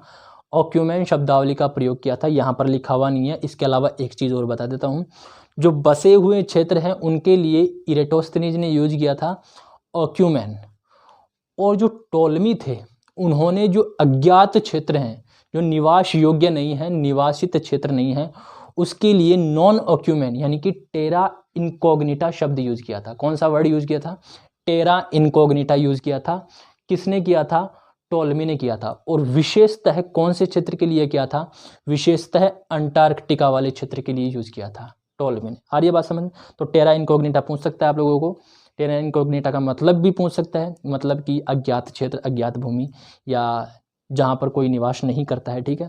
इसके अलावा ऑक्यूमेन शब्द भी पूछ सकता है। ऑक्यूमेन क्या होता है? नॉन ऑक्यूमेन क्या होता है? नॉन ऑक्यूमेन का मतलब जो बसावट वाले नहीं है, और ऑक्यूमेन मतलब जो बसावट वाले हैं। ठीक है। तो बसावट वाले क्षेत्रों के लिए, निवास योग्य क्षेत्रों के लिए, आवास योग्य क्षेत्रों के लिए ऑक्यूमेन शब्दावली सर्वप्रथम किसने प्रस्तुत की थी? इरेटोस्थनीज ने प्रस्तुत की थी। ठीक है। नेक्स्ट है 7 में, देखिए बसे हुए क्षेत्र देखना है अपन लोगों को। ठीक है। तो पहला क्षेत्र है मानसूनी एशियाई जनसमूह है। ठीक है। मानसूनी एशियाई जनसमूह कितने डिग्री से कितने डिग्री के बीच मिलता है? 10 डिग्री से 40 डिग्री उत्तरी अक्षांश के क्षेत्र है। दक्षिणी अक्षांश शामिल नहीं है। कौन सा अक्षांश है? उत्तरी अक्षांश शामिल है। ठीक है। और वो कौन से क्षेत्र हो गए? जिनमें जीवन निर्वाह कृषि की जाती है। ठीक है। जीवन निर्वाह कृषि की जाती है मतलब केवल अपने लिए कृषि की जाती है, बाकी व्यापार नहीं किया जाता उसका। ठीक है। इसके अलावा खाद्यान्न फसल वहाँ पर उत्पादित की जाती है, चावल। कौन सी फसल उत्पादित की जाती है? चावल उत्पादित की जाती है। इसके अलावा है, इसलिए कृषि संस्कृति, इसलिए इसे कौन सी संस्कृति कहा जाता है? कृषि संस्कृति कहा जाता है, चावल संस्कृति कहा जाता है, जलोढ़ सभ्यता या जलोढ़ संस्कृति कहा जा सकता है। जलोढ़ संस्कृति क्यों कहा जाता है? क्योंकि यहाँ पर जितनी भी जो कल्चरल एक्टिविटीज़ है, सबसे ज़्यादा जो कल्चरल एक्टिविटीज़ है, जो सबसे ज़्यादा कृषि है, वो नदियों द्वारा बहाकर लाए गए मैदानों में ही की जाती है। ठीक है। इसीलिए जलोढ़ संस्कृति कहते हैं। नंबर 2 है यूरोपियन जनसमूह। यूरोपियन जो जनसमूह है वो 40 डिग्री से, यूरोपियन जनसमूह है, 1 मिनट रुकना,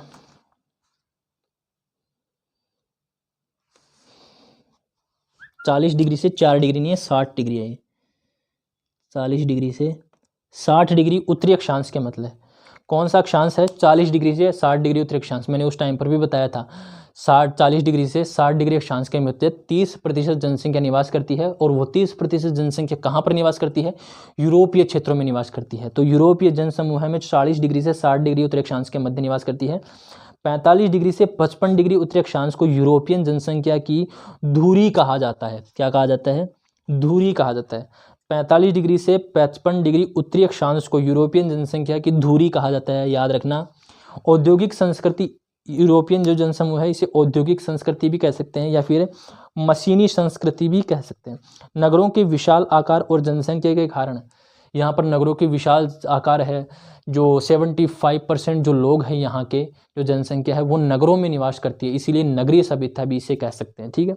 70% से अधिक जनसंख्या नगरों में निवास करती है। ठीक है। हर ये बात समझ में? ये हो गया। अब नेक्स्ट देखते हैं आप लोगों के सामने। ठीक है। नेक्स्ट जो जनसमूह है वो देखिए, पहले नंबर पर अमेरिकी जनसमूह, तीसरे नंबर का है। अटलांटिक तट के सहारे मिलता है ये। 16 व 17वीं शताब्दी के पश्चात है, जब जो औद्योगिक क्रांति हुई थी उसके पश्चात यूरोपीय प्रवासियों द्वारा सघन बसावट की गई इन राज्यों को न्यू इंग्लैंड कहा जाता है। जो भी राज्य हैं उन्हें क्या कहा जाता है? न्यू इंग्लैंड कहा जाता है। इसका मतलब जो न्यूयॉर्क वगैरह वाले क्षेत्र हैं, डेट्रॉयट वगैरह वाले क्षेत्र हैं, जो उत्तरी अमेरिका के जो उत्तर पूर्वी क्षेत्र हैं और जो कनाडा के दक्षिण पूर्वी जो क्षेत्र हैं, उन्हें कौन से क्षेत्र के नाम से जाना जाता है? उन्हें जाना जाता है न्यू इंग्लैंड के क्षेत्र के नाम से जाना जाता है। तो आप लोगों से ये सिंपली एक क्वेश्चन पूछ सकता है, न्यू इंग्लैंड कौन से महाद्वीप से बिलोंग करता है? तो ये कौन से महाद्वीप में है? ये है उत्तरी अमेरिका महाद्वीप में। याद रखना इस चीज़ को, ठीक है। मेरी बातें सुनते जाइए आप लोग, लेक्चर से भी कई क्वेश्चन आएंगे आप लोगों के, ठीक है। नेक्स्ट है नंबर 2, विश्व का सबसे नवीन एवं विकसित जनसमूह है। सबसे नवीन जनसमूह है लेकिन विकसित जनसमूह है, याद रखिएगा, ठीक है। संयुक्त राज्य, नंबर 3 है संयुक्त राज्य अमेरिका की 85% जनसंख्या 100 डिग्री देशांतर के पूर्व में 35 डिग्री उत्तर से 45 डिग्री उत्तरी अक्षांश के मध्य निवास करती है, ठीक है। आ रही है बात समझ में? ठीक है भाई। नेक्स्ट है नंबर 4, देखिए अफ्रीकी जनसमूह है। अफ्रीकी जनसमूह में लगभग 1.3 अरब जनसंख्या निवास करती है। कितनी अरब जनसंख्या? 1.3 अरब जनसंख्या निवास करती है, जिसका अधिकांश भाग नील नदी घाटी क्षेत्र, जाम्बिया एवं नाइजीरिया नदी घाटी के मध्य स्थित तटीय भागों में तथा दक्षिण में केप प्रांत तथा नेटाल क्षेत्र में विस्तृत है। नेटाल क्षेत्र कौन से महाद्वीप में है? अफ्रीका महाद्वीप में है और दक्षिणी अफ्रीका में है, ठीक है, दक्षिण अफ्रीका में है, ठीक है। नंबर 5 है बिना बसे हुए क्षेत्र। अब बिना बसे हुए क्षेत्र देख लेते हैं, ठीक है। तो बिना बसे हुए क्षेत्र हैं अत्यधिक ठंडे प्रदेश, ठीक है, जो 20% है पृथ्वी के धरातल का। अत्यधिक गर्म प्रदेश जो 20% है। अति आर्द्र प्रदेश जो 10%। अति आर्द्र प्रदेशों में भी कोई निवास नहीं कर सकता। वैसे तो लोग कहते हैं कि जल सर्वाधिक आवश्यकता वाली चीज़ है, ठीक है, लेकिन अति आर्द्र प्रदेश, ज़्यादा आर्द्रता भी ठीक बात नहीं है, ठीक है। तो अति आर्द्र वाले प्रदेश जो हैं वो है भूमध्य रेखीय प्रदेश, ठीक है, वहाँ पर जनसंख्या निवास नहीं करती है, बहुत कम जनसंख्या निवास करती है, विरल जनसंख्या निवास करती है। इसके अलावा उच्च पर्वतीय जो प्रदेश होते हैं 20%, वहाँ पर भी जनसंख्या बहुत कम निवास करती है, ठीक है। नेक्स्ट है नंबर 9 पर देखिए, नंबर 9 से लेकर के नंबर 14 तक जो परिभाषाएं दी गई है वो आप लोगों को पता होनी चाहिए, ठीक है। ये परिभाषाएं टू दी पॉइंट आप लोगों के पेपर में आएंगी, ठीक है। तो पहली परिभाषा है जन्म दर की परिभाषा है, ठीक है, बर्थ रेट की परिभाषा है। क्या है? एक वर्ष में प्रति 1000 जनसंख्या पर जीवित जन्मों की संख्या क्या कहलाती है? जन्म दर। यानी कि 1000 व्यक्ति हैं, उन 1000 व्यक्तियों पर एक वर्ष में कितने जीवित जन्म हुए हैं, वही क्या कहलाती है? जन्म दर कहलाती है। मृत्यु दर क्या कहलाती है? एक वर्ष के प्रति 1000 जनसंख्या पर होने वाली मृत्यु, मृत्यु दर कहलाती है।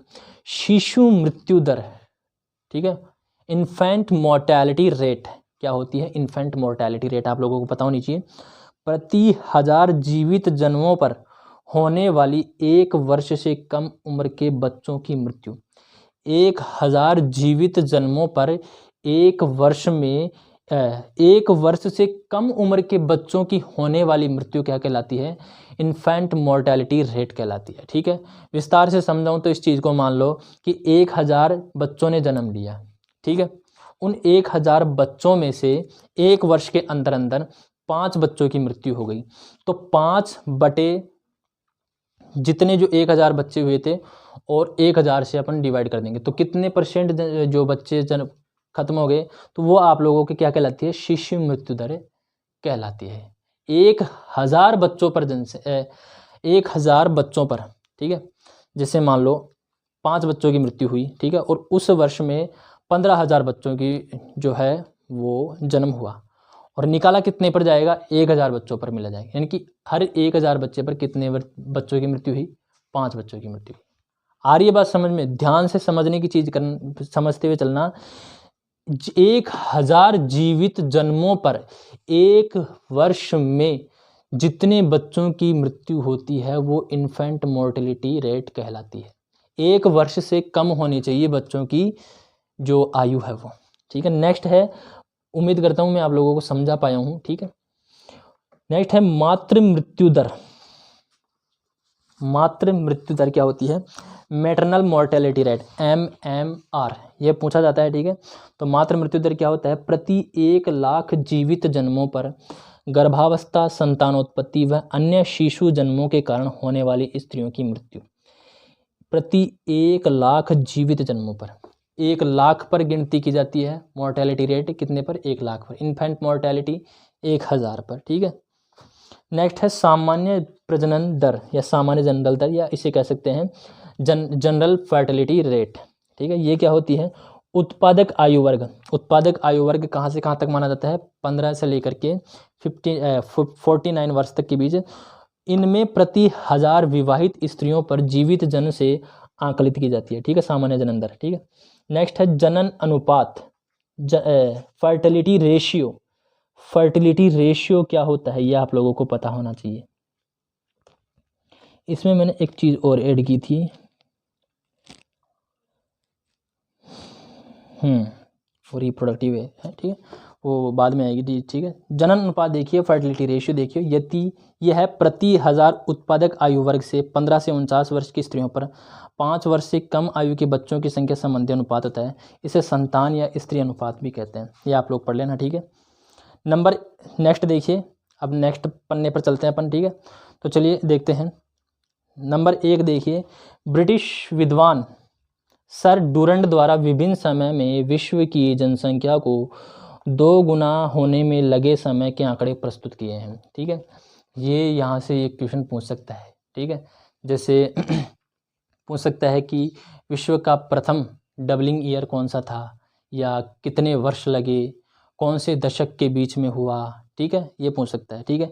या फिर पूछ सकता है विश्व की जनसंख्या को 200 से 400 करोड़ होने में कितने वर्ष लगे, ठीक है, कौन से काल में हुआ, ऐसे क्वेश्चन पूछ सकता है, ठीक है। तो दूसरा नंबर देखिए, इसमें 1650 में भारत की जो विश्व की जो जनसंख्या थी वो कितनी थी, 50 करोड़ थी। 1650 में कितनी थी, 50 करोड़। फिर 1804 में ये कितनी हो गई, 100 करोड़ जनसंख्या हो गई। 1650 में 50 थी, उस 50 का डबल 100 करोड़ कितने वर्षों में हुआ, 154 वर्ष लगे। कितने वर्ष लगे, 154 वर्ष लगे। देखिए 154 वर्ष से क्या, ठीक है, कितनी हो गई, 50 से लेकर के 100 हो गई, ठीक है भाई। फिर 1924 में, 1804 में जो जनसंख्या 100 करोड़ थी वो आगे आने वाले 120 वर्षों में 100 से 200 करोड़ हो गई, मतलब डबल हो गई, ठीक है। कब हुई, 1924 में यह जनसंख्या कितनी हो गई, 200 करोड़ हो गई, और समय कितना लगा, 120 वर्ष लगे। फिर देखते हैं 200 करोड़ हो गई थी 1924 में, अब 200 से कितना करना है अपन लोगों को, 400 करोड़ करना है, ठीक है। और ये बताना है कि 200 से 400 करोड़ होने में जनसंख्या को कितने वर्ष का समय लगा, तो वो लगा केवल 50 वर्ष लगे। केवल 50 वर्ष में 200 से 400 करोड़ जनसंख्या पहुंच गई, ठीक है। कब हुई 400 करोड़ जनसंख्या, माफ़ कीजिएगा, यह भी पूछ सकता है 400 करोड़ जनसंख्या कब हुई, 1974 में 400 करोड़ जनसंख्या विश्व की हो चुकी थी। अब आते हैं भाई 2030 में, अपन लोगों को क्या देखना है, डबलिंग देखनी है, ठीक है, जनसंख्या की डबलिंग देखनी है। तो अब 400 करोड़ जनसंख्या 1974 में हो चुकी थी, अब 400 से 800 करोड़ होनी है। तो 800 करोड़ होने में कितने समय लगेंगे, केवल 46 वर्ष का समय लगेगा। 1974 में लास्ट 400 करोड़ थी, और 2030 में विश्व की जनसंख्या 800 करोड़ हो जाएगी। आ रही है बात समझ में, ठीक है। तो नंबर 6 देखिए, मोस्ट इंपॉर्टेंट है। 31 अक्टूबर 2011 को जो जनसंख्या थी वो 7 अरब थी। कितनी जनसंख्या थी, 7 अरब थी। सातवां देखिए, 12 अक्टूबर 1999 को यही जनसंख्या 6 अरब थी। मतलब कितना वर्ष लगा, केवल 12 वर्षों में हमने 1 अरब ऐड कर दिया, केवल 12 वर्षों में, ठीक है। नंबर 8 देखिए, 11 जुलाई 1987 से विश्व जनसंख्या दिवस मनाया जा रहा है। इंपॉर्टेंट कर लेना इसको, 8 नंबर को। 11 जुलाई 1987 से 1987 से हम विश्व जनसंख्या दिवस मना रहे हैं, क्योंकि इस दिन 11 जुलाई 1987 वाले दिन विश्व की जनसंख्या 5 अरब हो चुकी थी। जिस दिन 5 अरब हुई विश्व की जनसंख्या, उसी दिन से हम विश्व जनसंख्या दिवस मना रहे हैं। वरना हम 11 जुलाई कौन सा रिलेशन है, 11 जुलाई से कौन सा रिलेशन है जनसंख्या के संदर्भ में, लेकिन 11 जुलाई के दिन 1987 को विश्व की जनसंख्या 5 अरब हो गई थी, इसीलिए 11 जुलाई को विश्व जनसंख्या दिवस मनाया जाता है। ठीक है, आ रही है बात समझ में। नंबर 9 देखिए, जनसंख्या वृद्धि की बात करते हैं। नंबर 9 में है जनसंख्या वृद्धि। ये परिभाषाएं हैं, आप लोगों को पता होनी चाहिए, परिभाषाएं पूछी जाती है। जनसंख्या वृद्धि है, यह दशकीय वृद्धि के रूप में प्रदर्शित की जाती है। जो जनसंख्या वृद्धि है वो दशकीय वृद्धि के रूप में प्रदर्शित की जाती है। ठीक है। नंबर 2 है प्राकृतिक जनसंख्या वृद्धि। अब प्राकृतिक जनसंख्या वृद्धि क्या होती है वो देखना है। जन्म दर माइनस मृत्यु दर क्या कहलाती है, प्राकृतिक जनसंख्या वृद्धि कहलाती है। इसमें प्रवास शामिल नहीं किया जाता। जब प्रवास शामिल कर देंगे तो वो सिंपली जनसंख्या वृद्धि दर कहलाएगी। ठीक है, और जनसंख्या वृद्धि दशकीय वृद्धि के रूप में प्रदर्शित की जाती है। शून्य जनसंख्या वृद्धि क्या होती है वो देखिए।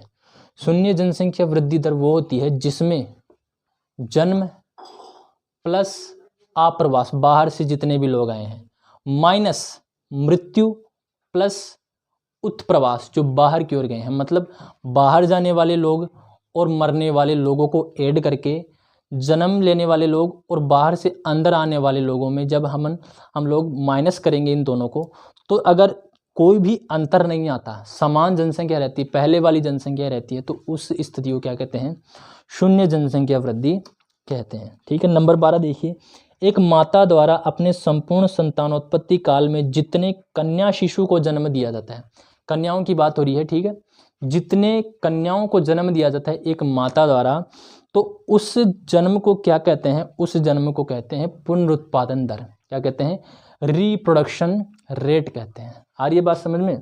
ठीक है, ये हो गया। इसके बाद में देखते हैं नेक्स्ट पेज में जीवन प्रत्याशा की बात हो रही है। ठीक है, किसकी बात हो रही है, जीवन प्रत्याशा की बात हो रही है। जीवन प्रत्याशा क्या होती है, जीवन प्रत्याशा आयु जो होती है वह विश्व की औसत मानव की मृत्यु होती है।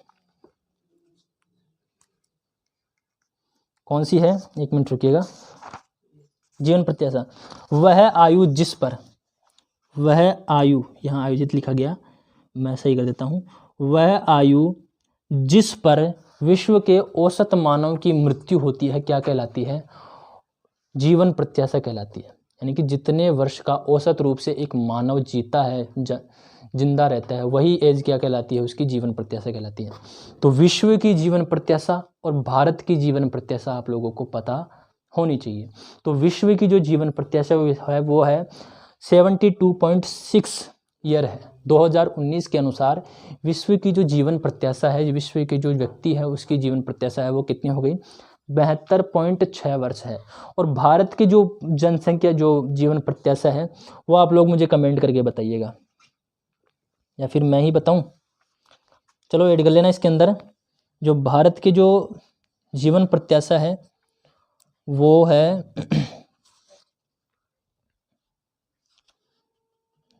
एक मिनट रुकिएगा, शायद ऐड की है मैंने, ऐड की होगी तो आ जाएगा आप लोगों के सामने, वरना मैं पिन कर दूंगा इसे। ठीक है, आ रही है बात समझ में। ठीक है, तो जनांक ये हो गई विश्व की कुल जनसंख्या। ठीक है, जीवन प्रत्याशा हो गई।